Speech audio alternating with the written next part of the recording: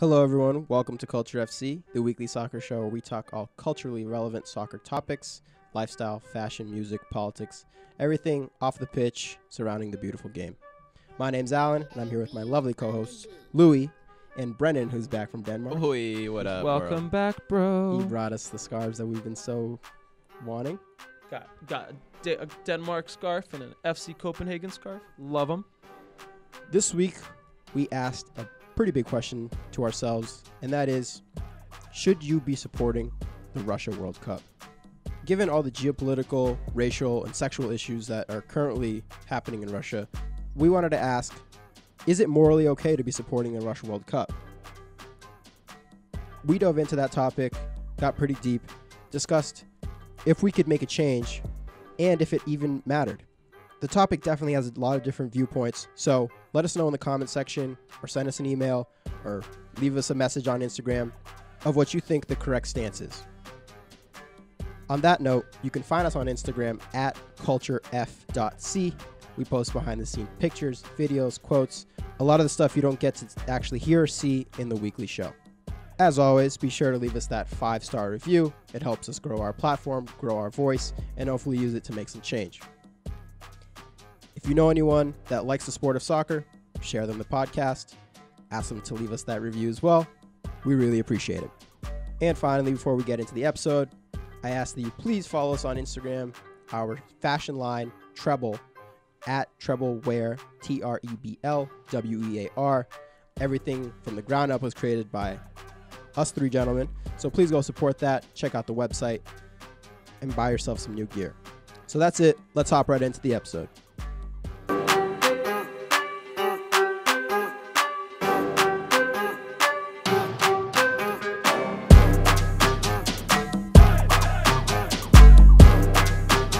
topic that I bring for you from Denmark, my recent travels.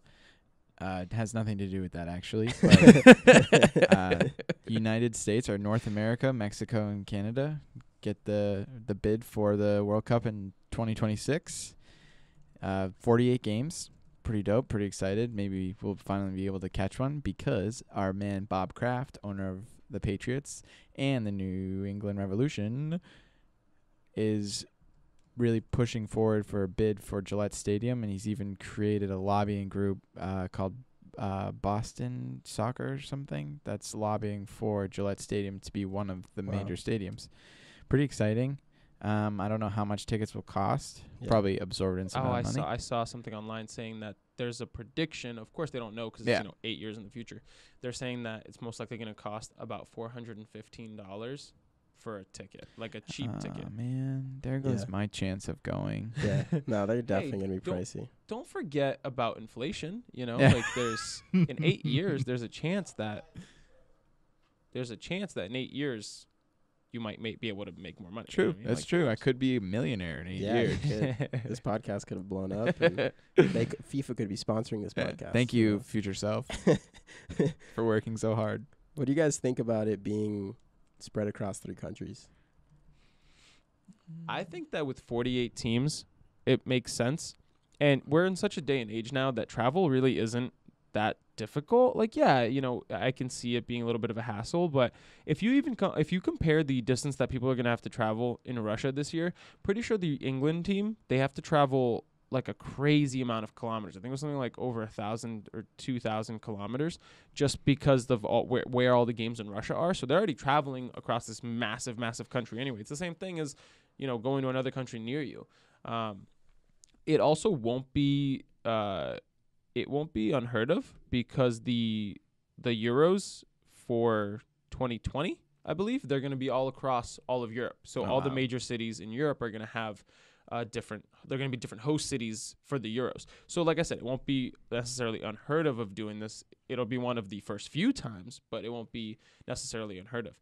The thing that I have issue with is it's kind of funny how it's a united quote unquote bid between United States, Mexico, and Canada, but Mexico and Canada are getting only 10 games each versus United States, who are getting all of the actual important ones. Every knockout game, every semifinal, quarterfinal, and final will be played in the U.S., but Mexico and Canada get to have some group games. Yay! Yeah. Maybe I'll go to Canada for a group game. Tickets are probably cheaper. There's only 2 cities that so there's currently 26 cities that are vying to host, but they're only going to pick 16. There's only 2 in Canada, which is Edmonton and Montreal. Weird that Toronto wasn't on this list. No, Toronto's on the list. Is it on the Oh. list? I must have missed it. So it's Toronto, Montreal, and Edmonton. Edmonton's on the other side of the continent versus Montreal and Toronto are relatively next to each other. They're not super close, but you can drive from one to the other in about 6.5 hours.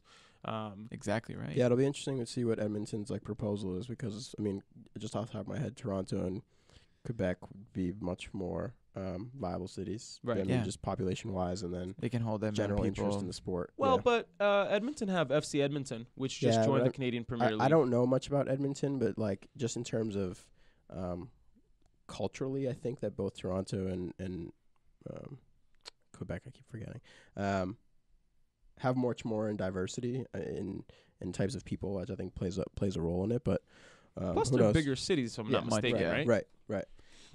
Edmonton's kind of no one really knows about them unless you're from Canada, kind of type of thing. I don't think many Americans know Edmonton is even a thing, so it'll be interesting. Yeah, definitely. It's exciting because there's no chance that the U.S. miss out on this one, which is great. Yeah, right. You know what I mean? Everybody that has been complaining and bitching over the last year or so, Also, Canada will be in a World Cup for the first time since '86, I think. It's crazy. I was joking around that our men's league is better than their national team because their national team is just so bad. Yeah. So we'll see. I mean, with the Canadian Premier League starting next year, hopefully they might get a little bit better by 2026. Yeah, like I said, 8 years is a long time. Yeah. 8 years ago, the MLS was 2010. The MLS wasn't that great. The U.S. team was decent, I guess. I don't know. We'll see if they can foster some Canadian talent. Yeah, we'll see. I mean, I think that I'm excited. I will be 32. Oof. Which will be great. So I could still play in it, technically. Yeah. Oh, yeah, we definitely. Can still try to make. If you start training I've seen now. crazier stories, bro. Hey, maybe we should all move to Canada, move our podcast, start training with the people up there, and just become naturalized Canadian citizens and play for Canada. Well, I've already beat you guys on the citizens part. But oh, God, I'm too old to do that. What do you think about the Revs kind of, or at least Kraft putting in the bid for New England? Well, Kraft's always been about the big spectacle of soccer. I think that Bob Kraft's biggest issue with the Revs is that it doesn't drive enough people to the stadium. Yeah. Because when Boston was vying to host the forget what year the Olympics are going to be held, 2024, I believe. Yeah. He was a big part of the push to get Boston to have the bid for the Olympics because he was all about it. He wanted to build an Olympic stadium in the city of Boston to be used during the Olympics, and then it would then transition to being the Revs' home. And Gillette has hosted a bunch of big games, international friendlies before. I mean, I've been to 2 or 3 Brazil games there at least. So they were also a host city for the '94 World Cup too. Right. So games were played here for the '94 World Cup, and so it'll just kind of keep that tradition. It'll actually be better this time around because in '94 Gillette Stadium was just the stadium. Today, for you Massachusettsian listeners, you know that there's also Patriots Place. There's a lot of stuff to do over there, so that when you do have a big game in Gillette, you're going to the middle of nowhere to go to Foxborough, but once you get there, there's actually stuff to do. So you'll be able to hang out and enjoy Patriots Place before and after the game, which will be cool. There are definitely some other kind of gimmies that are going to be there, right? Atlanta is definitely going to be granted one. New York, L.A. You have to put all the major cities, and on top of it, you have to have these amazing, just Florida stadiums. too, probably, maybe. Florida for sure. They already mentioned Miami and Orlando as 2 decent-sized host cities. But my question is, in the event of LA, where do you host the games? You don't do it. StubHub Center and Bank of California, they only seat 27,000. This is a World Cup game. Do you bring it back to the Rose Bowl where you can fit 100,000? What's the minimum for a World Cup game? It's probably crazy. About 45, I think. Yeah. I don't think that any of these MLS stadiums are going to be able to. Yeah, I don't really see them building another stadium there for I can't imagine them doing that. They already had to struggle to build Bank of California. Yeah, it'd probably be Rose Bowl. Maybe they'll be required to make some updates to the stadium.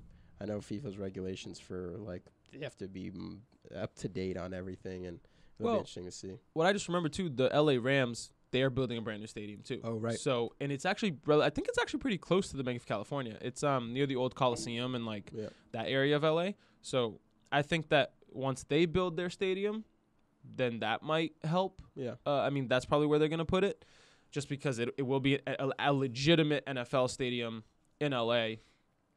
for people to go to. But Seattle probably guaranteed a spot just based on size and just fan base alone. Yeah, it'll be really cool to see once they dwindle down this list to the final 16, just because it will be interesting to see what cities get it. Yeah. New York too. No, New York's another one. Are they going to be playing at MetLife in New Jersey, or are they going to be playing in? Well, I guess then again, Red Bull Arena is also in New Jersey, and New York City don't have a stadium, so it'll be another interesting one to be paying attention to. We shall see. Definitely. Okay, moving on. Next topic. We're going to be moving over to Europe, where there seems to be some trouble in paradise. Bum, bum, bum. There was an interesting event that occurred. Kind of caught me by surprise. And Spain's national team head coach, Julian Lopetegui, I hope I'm saying that right to our Julian Lopetegui, came out in a press conference before the World Cup saying that he had come to an agreement with Real Madrid for their vacant manager position, which, I mean, you might not think is that weird. He's coaching right now for a national team. He announces that he's going to be coaching for a club team after the World Cup. Okay, whatever.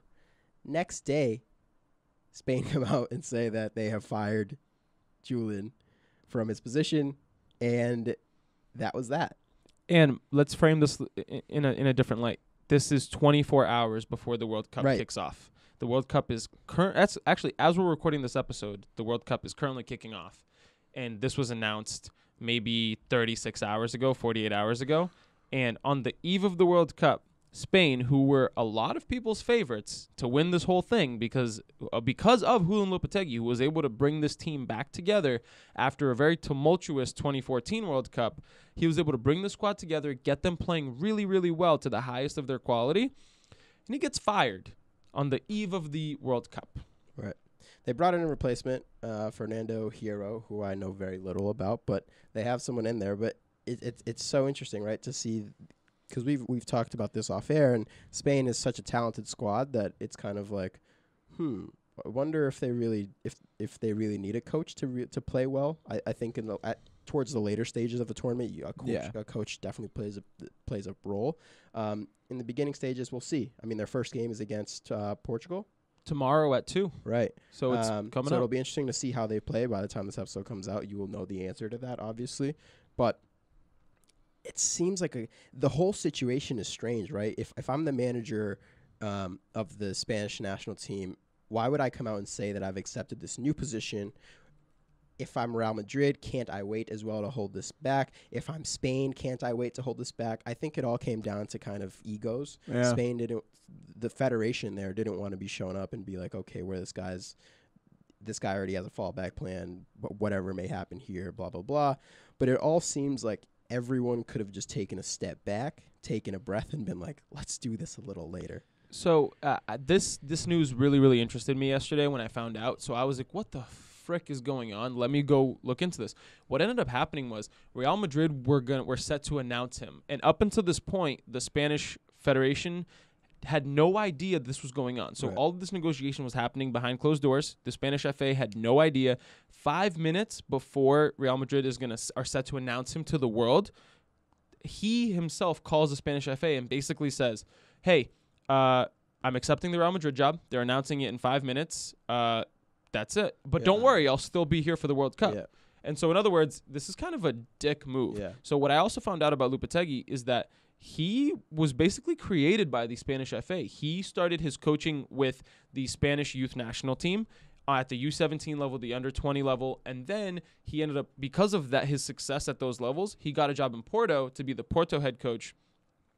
He was a pretty good coach there, and then they brought him back a few years later to coach the national team. In other words, the only reason he was even given the opportunity to get the Real Madrid job was because of his national team coaching. How well he's been doing, yeah. And so it's a little messed up when he's negotiating behind closed doors. He didn't tell them that Real Madrid had even reached out, being like, hey, guys, and the worst part about this whole thing is that I didn't mention yet, he just signed a 4-year extension 2 weeks ago. On May 26th, he signed a 4-year extension to bring him to the 2022 World Cup, and he just signed that extension. Yeah. So in other words, he just committed his future to the Spanish FA, didn't tell them that Real Madrid were potentially negotiating with him, and he just basically quit on them, being like, oh, no, don't worry, I'll still be here for the World Cup. And then they were like, no way in hell are you doing that. You're fired. Peace out. Yeah. It's interesting because it's brought up some pretty interesting kind of debates in Spain. And for anyone knowing or that doesn't know what's going on in Spain, the kind of Barcelona Basque region has been trying to claim independence from Spain for quite a while now. And a lot of the kind of Spanish/Barcelona players who are in favor of Barcelona doing that, they've been kind of criticized for being the reason that Spain would eventually collapse, and it would cause turmoil for the Spanish national team. And it's funny because now it seems like Real Madrid, which is kind of the poster boy for Spain and the capital as it may be, has been the team to cause all of the kind of self-destruction in the Spanish national side, which I found super interesting because it's such a contrast in what you think. Yeah.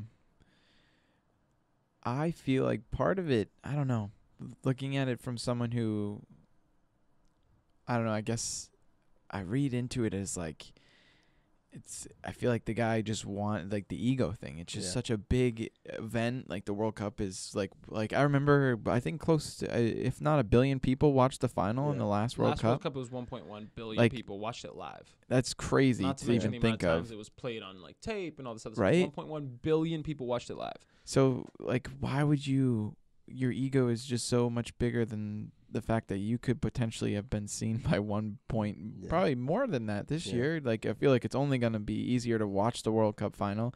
And it's just like, boggles my mind. It's just, these people just have their such interesting mindsets. Takes on it. It's just like, dude, you just it's screwed such a Real Madrid thing to try to take the limelight away from a world event like this. But. Such a Real Madrid very true move. It's like if out of all the things that Real Madrid have done over the last like 2 decades, where you're like, holy crap, like you guys are very sketchy and you do things your own way.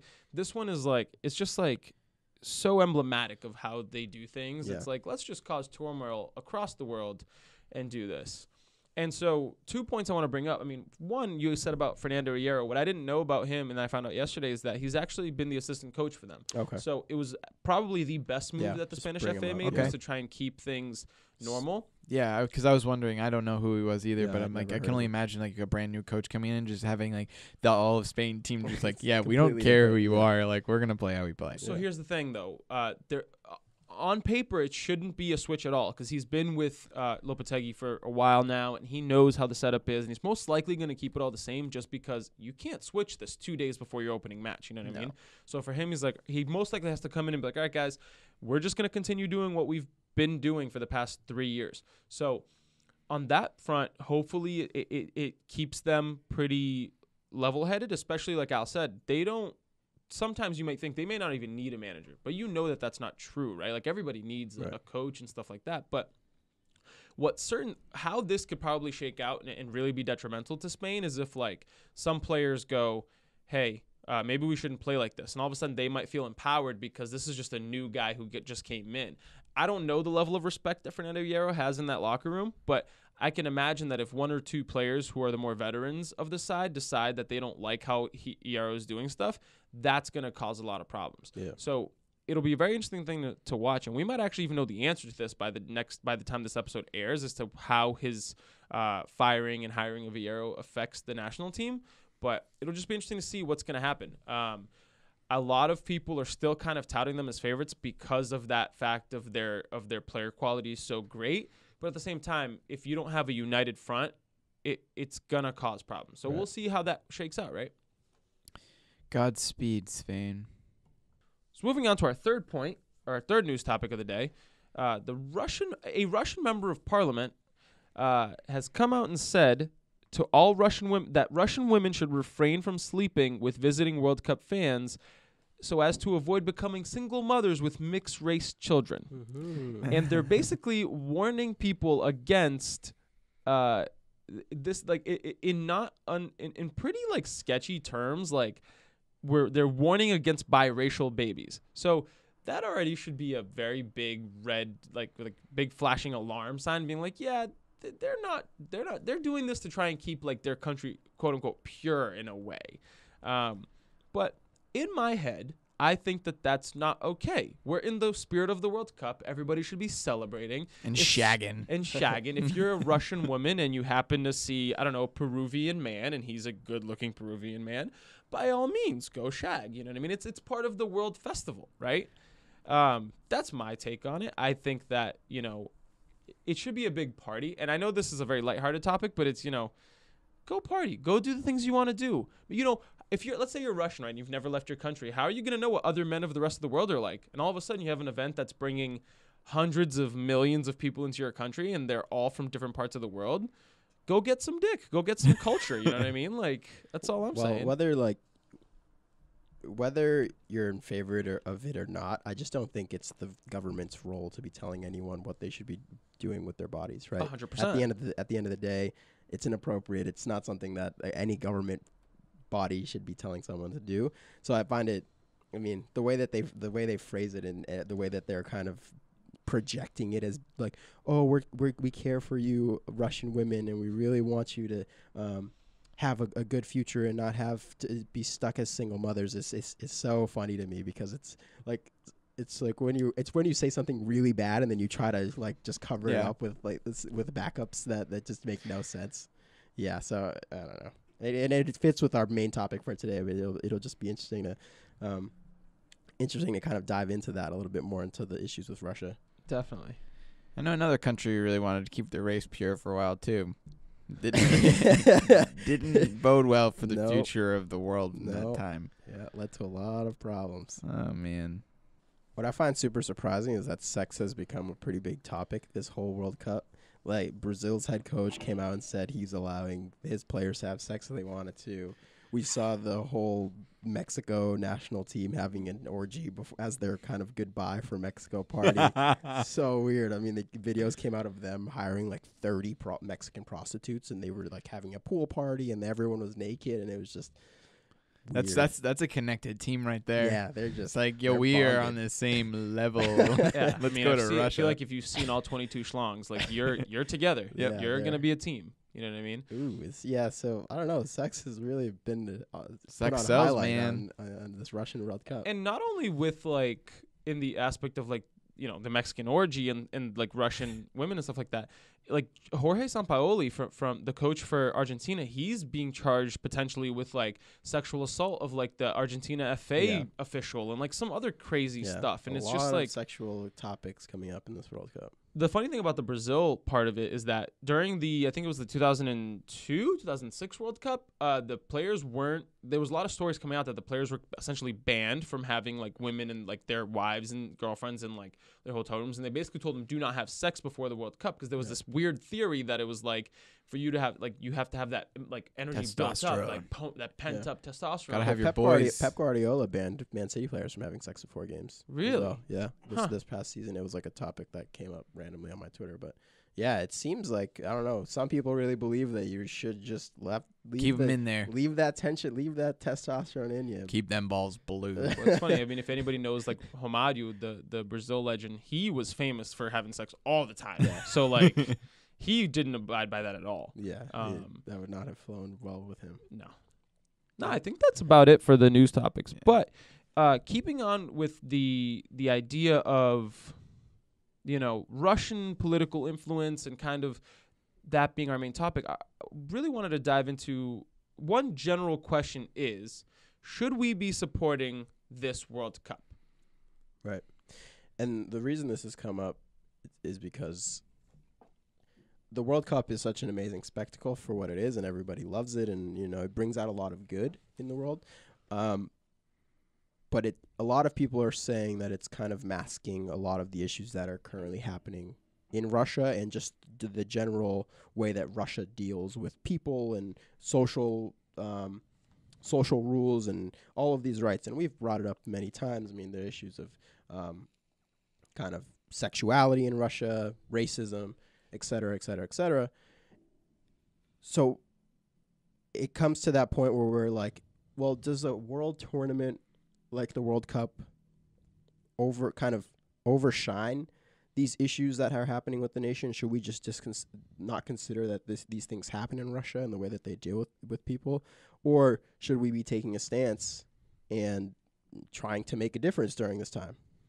Right. An article that the Guardian put out, they pose a pretty interesting question because a lot of times we, especially in history class, we learn about the 1936 Olympics that were held in Berlin and all of those issues with Adolf Hitler and how, Jesse Owens did the Black Power and how that was a huge part of everything. And basically it was like, a lot of times it asks the question, like, if you ever thought about what you would do in 1936 during that moment, like this is our, 1936 right. Olympics. It's the equivalent of it. You have a pretty totalitarian dictator in Vladimir Putin, even though his official title is quote unquote president.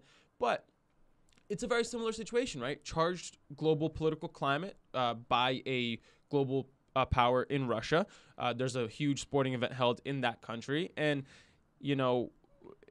it's that kind of thing. It's like, how should we be reacting differently to this? Should we be as excited as we normally are? Should we just be should we just be brushing all these issues under the rug just so that the world can enjoy this big, beautiful celebration?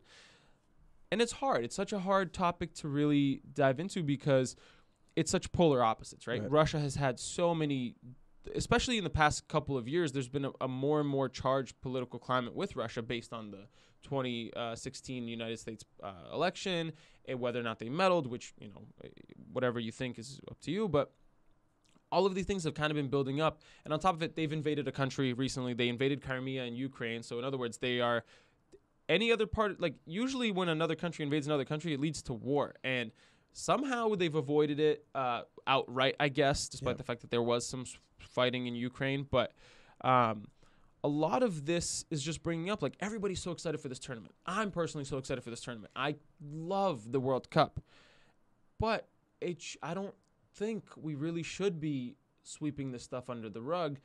But it's almost like a question of what can you do, right? Because the tournament's being held in Russia, and you can't really, like, maybe we could just not support it. Maybe we could boycott it. But is that the right answer?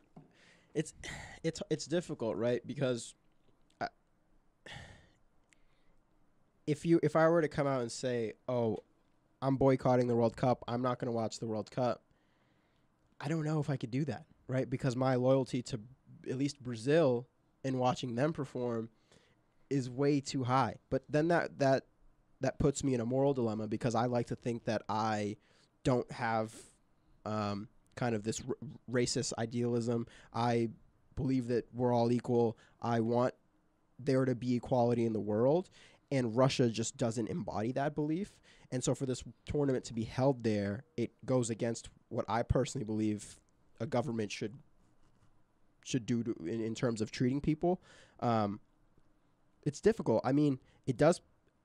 If you're looking at it just on a surface level, in my day-to-day, it doesn't put me in a moral dilemma because I just don't think about the issues that are happening in Russia. But, I mean, we're sitting down here, we're talking about it, and it does make me think, like, should I be doing more in terms of, hey, I'm not going to watch this, or, hey, maybe I'll tweet something out that's in support of this, or, should I be doing something more than what I'm doing now, which is nothing and kind of just going with the tournament for what it is, or does it not, or is it out of my hands? Currently right now, I think back to Sochi Olympics. Like, there was shit still going down. Even the Brazil Olympics and the World Cup, there was stuff going down. Right. I believe that I think there is stuff we could do, but, it wouldn't get that much of a reach as we are not in Russia. And right. The United States, I feel like we're watching this as like just another Olympics. Like right. It's on. It's something that's going to be a little bit more entertaining than a baseball game or something. But I think it has to fall back on the administrations that create the tournament. Right. FIFA's been, as far as I can remember, like it's always been in conflict with bribes and stuff. Even this World Cup, there's reports of bribes. Right. I will state that I read somewhere that England wanted to wear armbands protesting what's going on in Russia, and that's a great stand for a national team. Right. I think that can, it already brings that to light a little bit more than, currently seeing. Like, you could also boycott watching Russia, but at the same Right. time, it's like if you're only boycotting one team, like that's Right. not gonna. They're still supporting And it. it's interesting because the England thing comes in light of Danny Rose coming out and saying that he told his family not to come to Russia because he didn't want to have to worry about them. Danny Rose, he's a left back, right back? He's the left back. England left back. If you don't know what he looks like, he is black. He is not a white person. So I'm assuming his family is also of the same skin tone as him. He told his family, don't go. I don't want to be worried about you. I don't want to have to play a game and think, oh, maybe my family is in jeopardy of being a victim of some type of racist act. I mean, that alone is huge, right? You have an international player telling his family to not come and watch maybe the only World Cup he'll ever play in. You don't know how many he'll be able to play in. I mean, that's startling, right? Yeah. You don't want to hear that happen. And England's manager, Gareth Southgate, came out and said that they would be supporting Danny Rose on his decision and kind of if they saw any type of racist acts, they would try to take action immediately to try to protect players and this and that. So it's not like this issue isn't in the limelight a little bit. I mean, people definitely see that these things are true and they're there.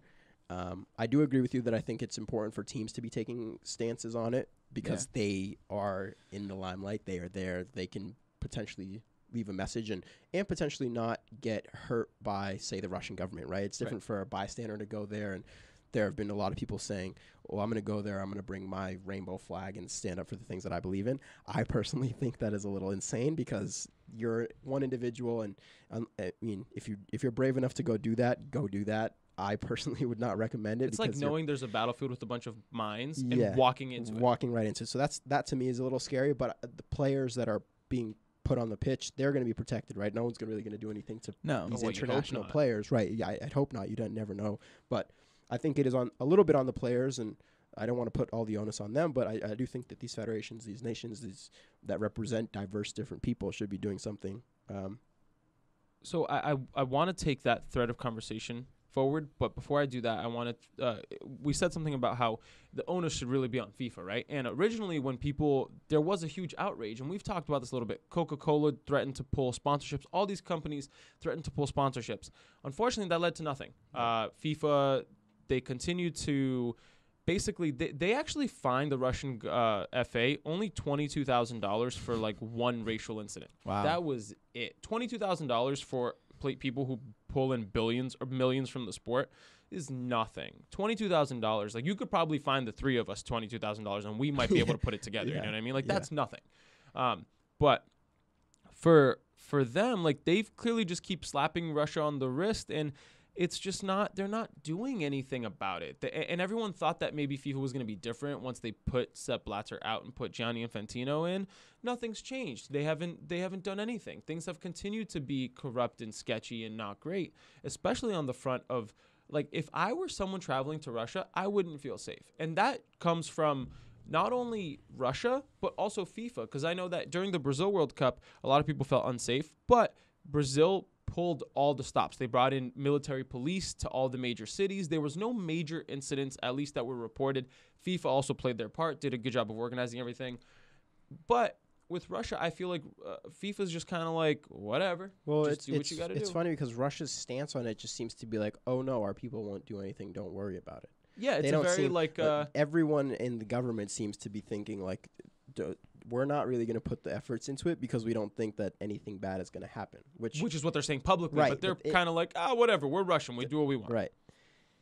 It's scary, and to go with that's the fine that you were talking about. There was a quote in the Guardian article that I found amazing. It fined the Russian Football Association €22,000, a sum so pathetic no aspiring host nation would dare offer it to a FIFA delegate. That's kind of bringing in all these points of, I mean, it's such a small fee that I couldn't even bribe one FIFA official with that amount, which I found, I mean, it's so true. It is. It really is. And on the bribe side of it, it's like, this isn't something new. Every tournament in recent memory has been scandalous with bribes, with all of these things have always been part of how FIFA does stuff. And yeah, everyone gets it. All of these tournaments are bribed and a lot of this has come out to light. But what's different about this is that a lot of these countries that have won previous tournaments, they were more benign countries. They weren't actively seeking war. They weren't, trying to do crazy things like Russia's doing. Like South Africa, probably bribed. Brazil, definitely bribed. All of these other countries, 100% bribed. But these countries, they weren't active political figures on the global scale in the sense of like wanting to shake shit up, like Brazil, they're only gonna fuck with themselves. They weren't a major military presence in the global scale of war. Exactly. South Africa, what are they gonna do? You know what I mean? Everyone is it was very benign. But with the instance of Russia and now Qatar in 4 years, the issue is so much more to the forefront. It's so blatantly wrong, and this has been an issue because of the Sepp Blatter being removed and all of the FIFA supposedly changing. This shouldn't be happening.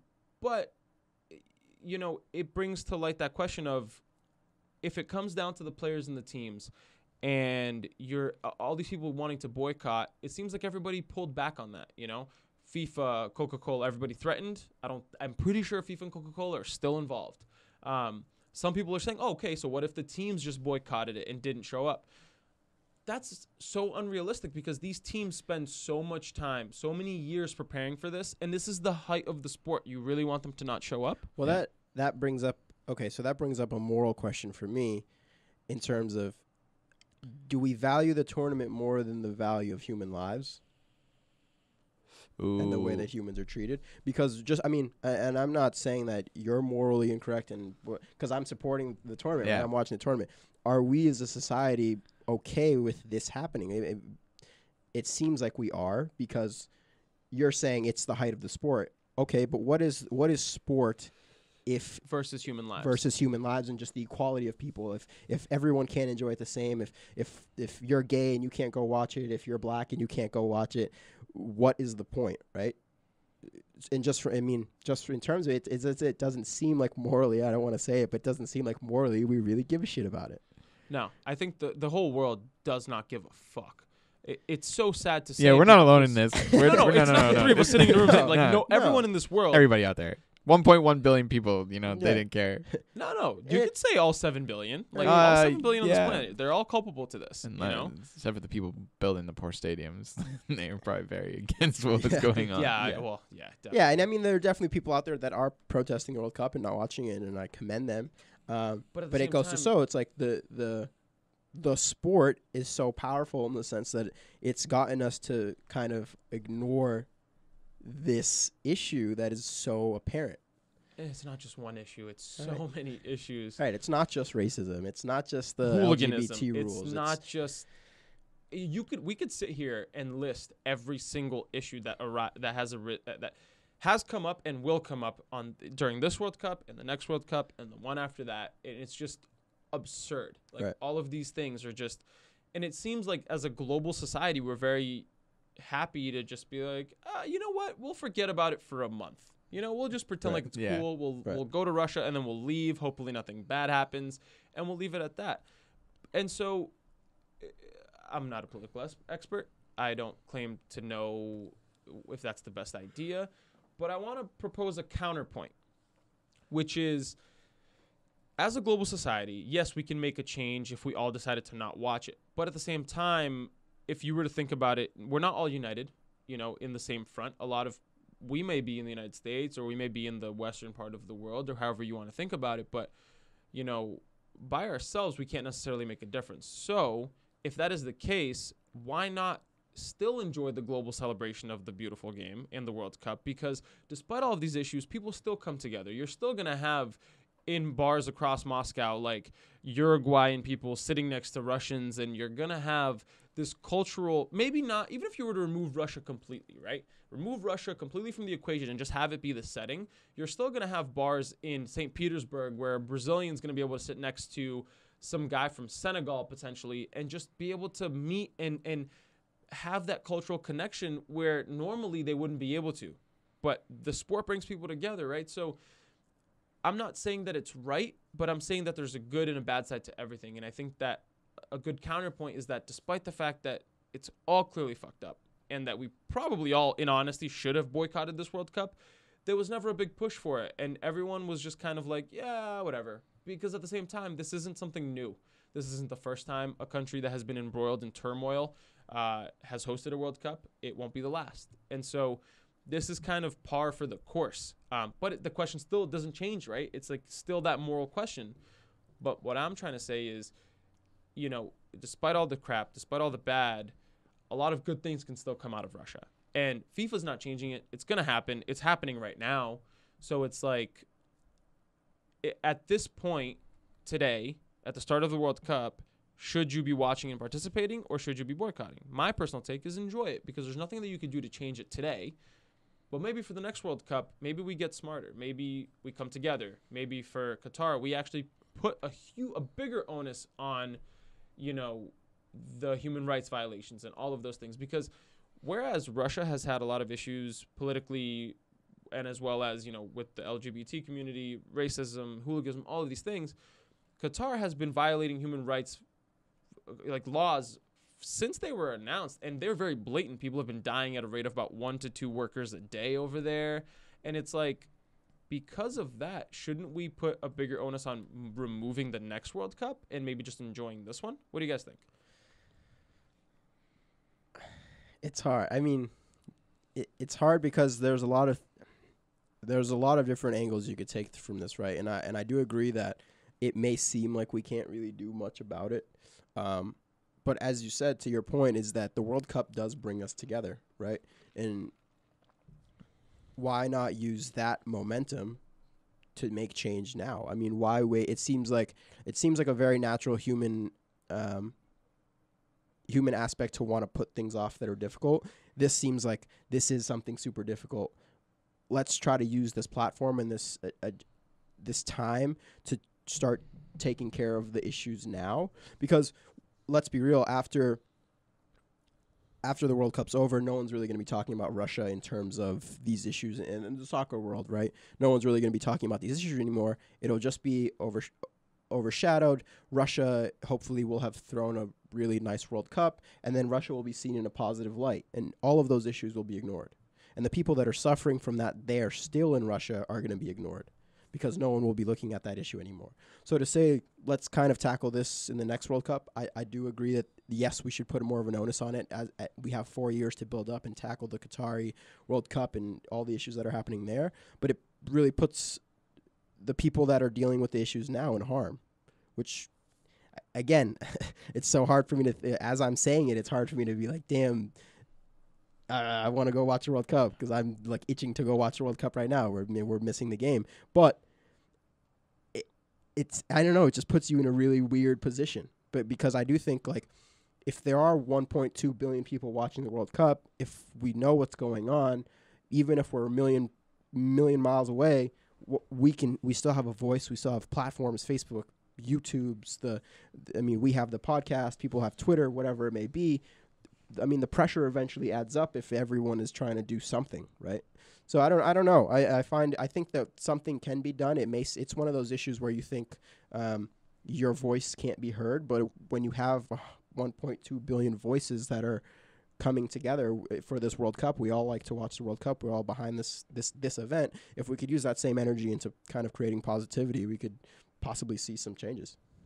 So me as a viewer, I'm going to take the staunch side of enjoying the World Cup. I'm not against human rights. Right. I'm not against anything, but I'm not a person that's going to be like, well, these human rights are really bad, but I'm going to watch it anyway. Right. I have to say, I'm going to enjoy it. Yeah. Not to say that I believe in the world we live in today, something could happen. I don't want anything to happen, but like, as we know, the Spanish coach getting fired, like that fucking made it around the world in a couple seconds. If there's something incident that happens, I think it would bring to light more so to the people watching around the world who may not always get the news that we get. And right, that is true. We possibly are getting it from a different perspective. Being in the U.S., we're getting a lot of get all the free propaganda news we media want about this country, and maybe other people don't get that, right? Yeah. So that's also very true. Maybe us in the U.S. think that what's happening in Russia is pretty bad, but maybe someone in, let's say, China doesn't get that same information. Exactly. Right? So that's also very true, and an issue that happens. So I think that if issues arise here, and everyone watching the game might be able to see Yeah. something like that. That is one thing. I just hope that censorship laws and stuff don't come into play. And like, man, this is cut from the Yeah. World Cup for a second. Yeah. We'll be back soon. Yeah. But Well, for us, I don't think that'll be an No. issue. No, I know. Yeah, I I'm think pretty they're sure trying to FIFA. show Russia in a pretty bad light here in the Yeah. U.S. So my question to you guys is, if we are to see change at all in any of the things we talked about, where is it going to come from? Because we haven't seen that big of a push from the public to boycott this World Cup. Despite everything that we've talked about, it's been very, very few people have actually talked about, boycotting this World Cup or quitting on this World Cup. No one's really talking about it. Everyone's looking at the issues like, how do we manage this? But where do the changes come from? Is it going to come from the FAs? Is it going to come from the country's leaders? Is it going to come from presidents, prime ministers, queens, kings, whatever it is? Is it going to come from them? Or are we just going to keep expecting it to come from FIFA? Because I haven't even seen anyone making YouTube videos about, like, let's boycott the World Cup. You know what I mean? Like, every major soccer channel that at least I follow is World just Cup! like, let's go, So where's the change going to come from? If it's to come from anywhere. Yeah, I think the change has to come from FIFA. I mean, I know we won't see it from them, and maybe our energy should be directed not towards the countries that are committing these atrocities, but actually FIFA, because and this Guardian article that'll be linked really brings up the points well, that FIFA basically just bends every country's rules once the country accepts to hosting a World Cup. FIFA basically has like the invisible hand power, where their officials can just fly in and out of the country. Their military, they're supposed to be protected over everything. So FIFA has a lot of power once they kind of sign the dotted line on what the country has to do. It's on FIFA completely to be like, okay, you have these issues. These issues have to be addressed if they're going to be. If they see Qatar, I mean, how many articles have come out about people in Qatar dying? Nothing's been done, right? So if FIFA has this much power, which they do, and everyone wants to hold a World Cup, and that's why FIFA does have so much power, I think FIFA has to be the one taking the steps, because they can be like, all right, we'll pull the plug, we'll get rid of this World Cup, we'll host it somewhere else. And I mean, these tournaments have become kind of a political, have become so politicized that no country wants to have that be pulled from them. It just looks pretty bad. And to give you a little backdrop, that has happened. So if anybody's saying, but FIFA would never relocate on the eve of a World Cup, they've done it. In 1986, Colombia were set to host the World Cup, but they were in the middle of a military turmoil, so they pulled the tournament from Colombia and gave it to Mexico. So It's not the first. There is the possibility of a tournament being removed from a country and given to another. Unfortunately, in the Qatar aspect of all of this, FIFA keeps, it's so blatant on the face that nothing's going to change, because everybody, at one point, people were calling to remove it from Qatar. And then Qatar was like, oh, no, we're going to change all of our violations. Right.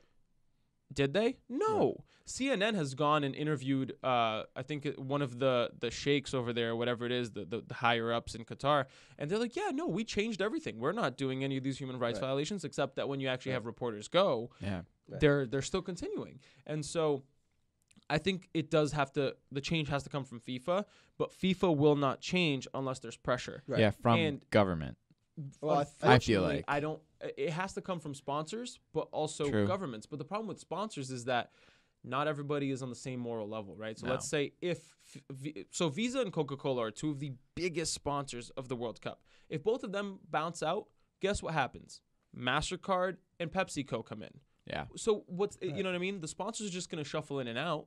It won't really matter. But I think that for FIFA to have any actual change, it's going to have to come from governments. Like, for example, when they removed Sepp Blatter and actually removed a lot of FIFA officials from FIFA, it was coming from the FBI and CIA. It was a big connection between, I believe, Interpol and the CIA and the American government. Unfortunately, since a certain human being has been in office, things have quieted down quite a lot on that front, because he's, defending himself in court, which is interesting. But I think it has to come from FIFA, but the pressure has to come from not the people, but both the people and the governments. So presidents of countries have to get together and be like, all right, guys, this is all fucked up. We need to fix it. Yeah, I find the topic of governments involving themselves pretty difficult, because there are so many different political ties that I think it starts getting. I think for me, it's harder to see governments get involved and call for change than it would be to get people individually, because I think governments, I mean, you see now the president that we have now has ties with Russia and whatever may come out of that, but we've seen that there's some type of connection there. Will he come out and say anything and have the American government get involved? I don't think so. And then because of that, maybe our allies don't get involved in this and that. So I think in terms of kind of just looking for basic human rights, I think we as individuals have the best position we're the most likely to take a stance, if that's the correct way to say it. I find it, I mean, governments in general, I just find it super hard to see them take any action on this. Again, I see it almost as the same issue with the businesses. They have their own moral. I mean, we see it in the U.S. Every Republican and Democrat has a different moral high ground, a different stance on any type of issue that comes out. So I just find it the consensus has to come from us, and it's hard just to be able to mobilize that many people and get them to kind of make a stance. Yeah, for such a thing as soccer, it doesn't often ring a bell. It's like, oh, soccer's got a lot of ethical issues going on.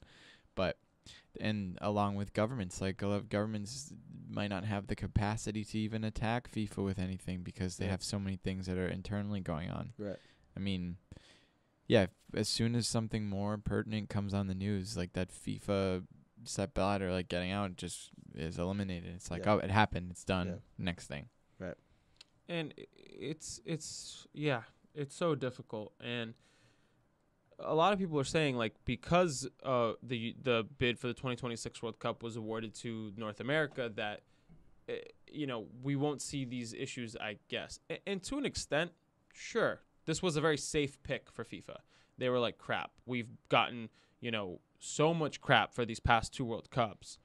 Let's give it to a very safe pick. United States, Canada, Mexico. Very, very safe. Spread it out. Spread it out a little bit. These 3 countries are usually pretty decent. We'll leave it at that, and whatever. At least Canada. Yeah. Well, pretty much the only morally superior one here is Canada. That's fine. I'm okay with that. But what people don't really understand is that the reason they gave it to North America is because FIFA is set to make $14 billion if they had given it to the United bid, which is United States, Canada, Mexico, versus they would only make $7 billion if they had given it to Morocco.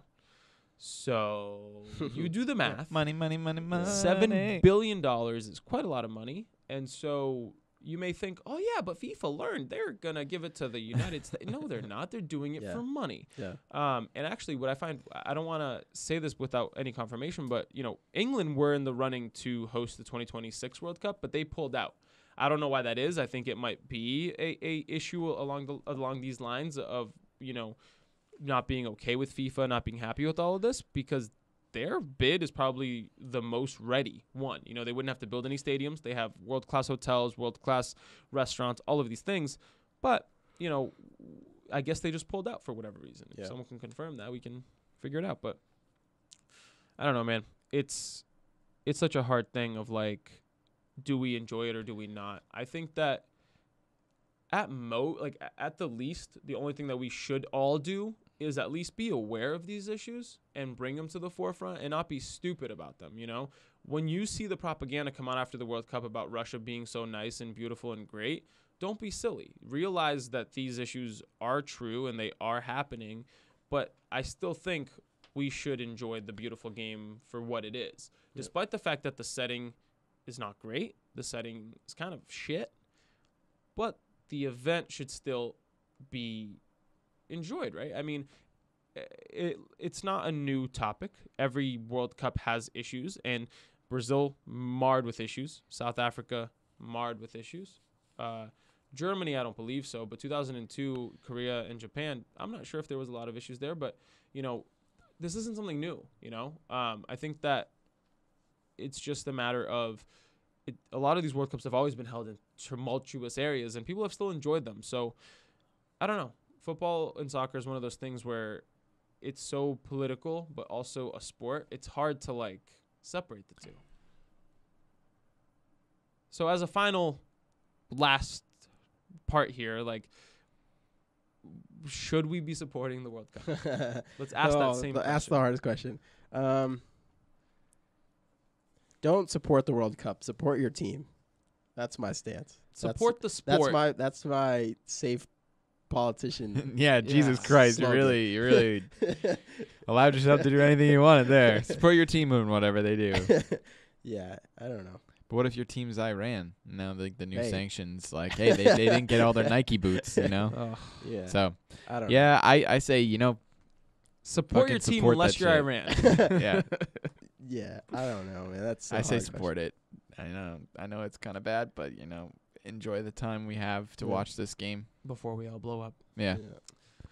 Just kidding. And I think that my stance is be aware of these issues. Don't be blind to them. The question of, like, what would we do if it were the 1936 Olympics all over again? It's rough. I think that we should all be aware of these issues. And if you can make a change, do make a change. Yeah. But don't let it ruin completely the global spectacle, because there are still good parts that come out of these events. So while they are marred in controversy, they are still globally unifying events. So be aware of these issues, but also enjoy, right? I think I know that's a very sitting on the fence answer, but I don't know. Yeah. I mean, it's hard to separate the two, the politics and the soccer, and unfortunately that's just the way it is. But I agree. I think kind of just know what's happening, and if you have a position where you can make a change, try to do it. Another episode in the books. Let us know what you think. Should you support the World Cup? Should we support the World Cup? Let us know in the comments. We love to hear what you say. We'll catch you next week.